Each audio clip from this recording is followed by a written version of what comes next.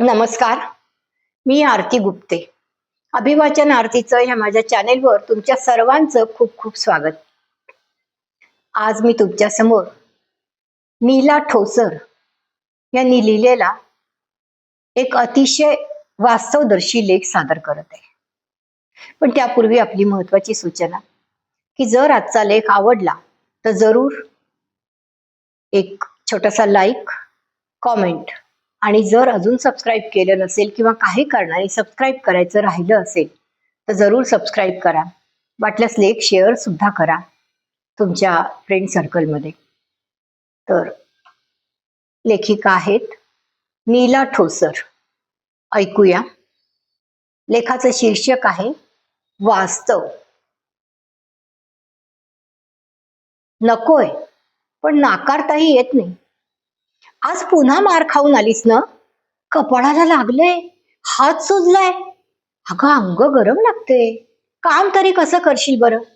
आता डॉक्टरकडे जाऊ आणि तिथून एकदम घरीच जा. पूर्ण बरं वाटेपर्यंत अजिबात यायचं नाही कामावर. काय म्हणते ते मी, कळतंय ना? पर बदलीची बाई, ते बघते मी. घरची कामं करून बाहेरचं काम करायचं, घरासाठी 4 पैसे मिळवायचे, मुलांची काळजी करायची आणि वर त्या दारुड्या नवऱ्याला पोसायचं. त्याच्या दारूचे पैसेही तूच द्यायचे आणि वर त्याचा मारही खायचा. कसं सहन करतेस ग तू हे सर्व? नवऱ्याचा राग येत नाही? येतो ना, मी पण माणूसच आहे, पण मजबुरी आहे.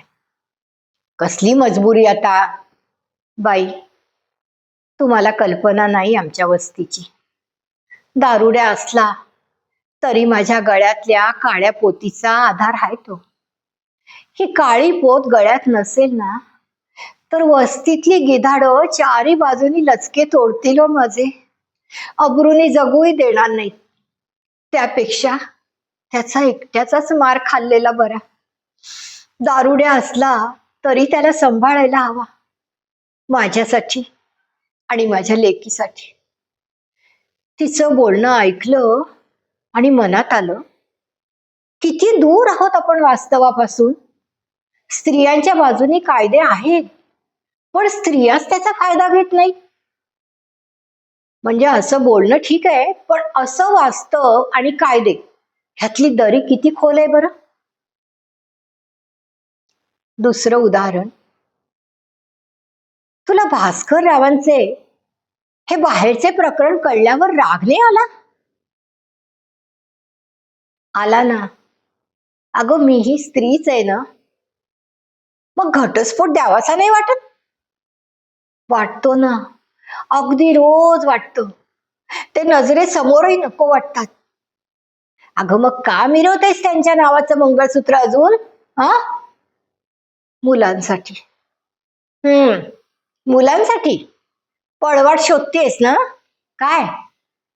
नाही ग, माझी मुलं आडनिडी वयाची आहेत.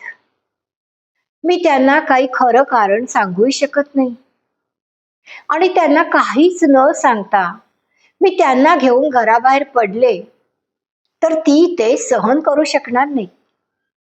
त्यांना आता माझी गरज आहे, तशीच त्यांच्या बाबांची आहे.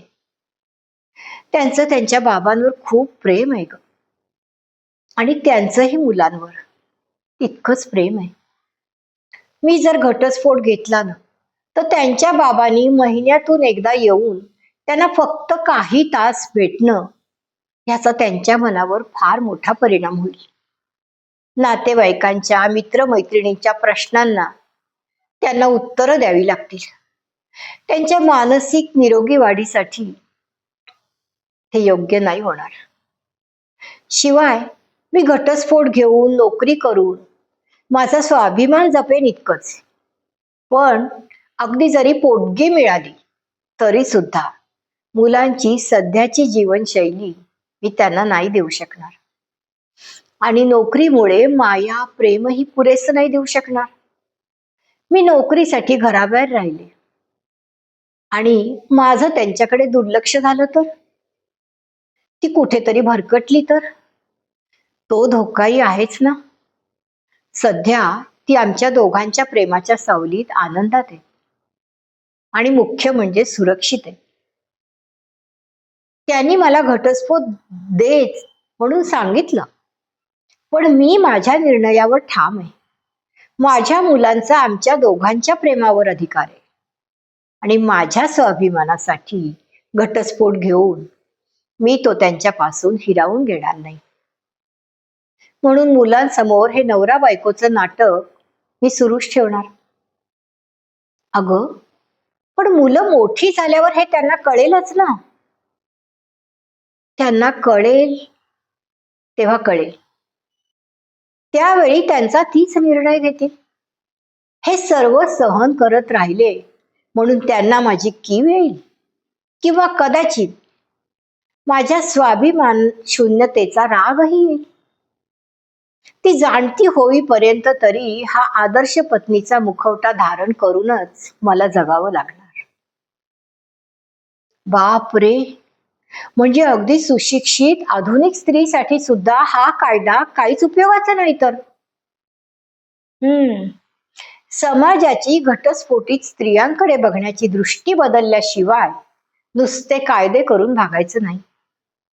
आणि आणि हेच वास्तव आहे. धन्यवाद. लेखिका आहेत नीला शरद ठोसर आणि सादरकर्ती आरती गुप्ते.